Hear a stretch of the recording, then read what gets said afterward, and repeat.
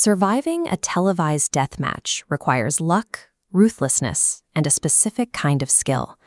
But in the world of Panem, stepping off that final pedestal alive introduces a reality far darker than the arena itself. Suzanne Collins' new story, Sunrise on the Reaping, exposes the mechanics of this trap by taking us back to the 50th Hunger Games. The Capitol maintains its control through a specific fantasy. The PRAR is guaranteed a lifetime of wealth, celebrity status, and a sprawling estate in their district's victor's village. For the starving populations in the districts, this looks like a genuine escape. They watch these victors paraded around in fine clothes and accept the narrative that these survivors have finally made it. But that mansion is a gilded cage. By granting the victor a home in an isolated village, the Capitol severs their ties to the community and ensures they are removed from the very people who might look to them for leadership.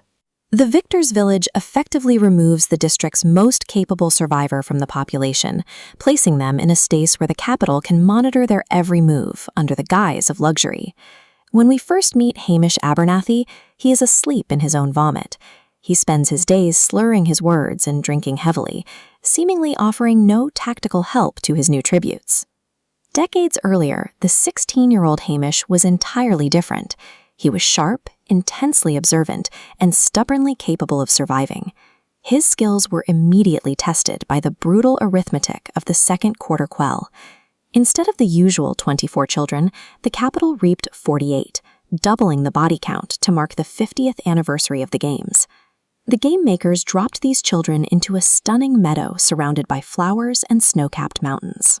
But the flowers were toxic, the animals were engineered killers, and the mountain eventually erupted as an active volcano. The Capitol masked lethal cruelty behind a flawless aesthetic. While most tributes slaughtered each other in the center of the meadow, Haymitch grabbed a knife and bolted.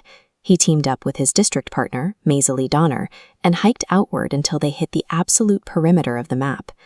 This diagram illustrates the arena's force field. Haymitch tosses a rock at the edge. It ricochets back. On the final day, bleeding heavily, Haymitch fights the last tribute. She hurls her axe. He steps aside. The axe strikes the force field and rebounds directly into her. The cannons fire. Haymitch is airlifted out and crowned the winner. He heads back to District 12, believing he survived the worst experience of his life. By weaponizing the arena's own security barrier, Haymitch broadcasted a public humiliation of the game makers to every screen in Panem. President Coriolanus Snow demands absolute perfection from his regime. Watching an impoverished teenager from the coal mining district outsmart his system on live television infuriated him. 2 weeks after Haymitch was crowned, Snow gave a quiet order. Peacekeepers executed Haymitch's mother, his younger brother, and his girlfriend, Leonore. This was standard operating procedure. The Capitol systematically targeted families of any victor who showed defiance, using extreme trauma to break their spirits. Surviving the arena merely enters a victor into a different type of custody. The Capitol ensures permanent compliance by pairing new wealth with a knife held to the throats of everyone the survivor loves. Haymitch's addiction functions as a necessary anesthetic for a life spent as a Capitol asset.